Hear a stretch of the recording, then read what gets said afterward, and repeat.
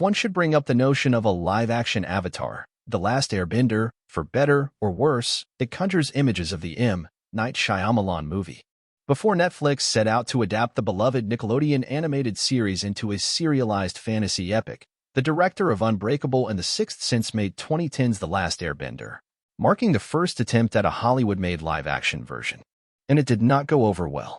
I'll tell you something, I never watched the Shyamalan movie. Albert Kim, the showrunner behind Netflix's live-action Avatar series, tells EW in an interview.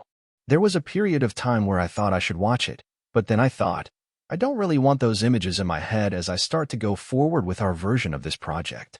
So I avoided it purposefully. Now, he adds, that's not to say I hadn't heard the criticisms of it. Those criticisms ranged from the casting of white actors in Asian or indigenous roles, such as Nicola Peltz as Waterbender Katara and Jackson Rathbone as her brother Sokka, to the quality of the visual effects and the acting performances. Not to mention the critics did not hold back in sharing their grievances. I knew what fans didn't like about it in general, Kim continues, but those kinds of pitfalls weren't hard to avoid. For instance, an authentic version of the casting, that's something that we would have done regardless. And, to be fair, Shyamalan's movie was made at a time when the technology hadn't caught up yet to what the world deserved. So I knew that the VFX was going to be much better than whatever they did anyway. The Netflix series begins to adapt the events of the animated series, which takes place in a medieval-inspired world of benders, those with the power to manipulate one of the four elements: water, earth, fire, and air. Gordon Cormier stars as Aang, a reincarnated being known as the Avatar who can master all the elements to maintain balance in the world.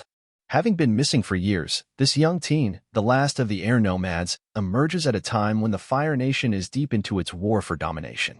He must team up with his new friends, Katara, Kaya Winshow, and Sokka, Ian Owsley, in order to save the world. 8-hour-long episodes will drop on Netflix when the streamer unveils the first season this February 22nd. Kim is still deep into post-production on the series, honing all the VFX work to be ready for that date. So he still hasn't watched the Shyamalan movie. But will he ever? I do remember when we were well into production, executive producer/director Michael Goy had said, "You should just watch the Shyamalan version for fun now," Kim recalls. I'm like, no, I've gone this far. I'm just going to skip it. I don't want to. He kept trying to tease me into watching. I think I'm going to carry through with my track record of not having seen it.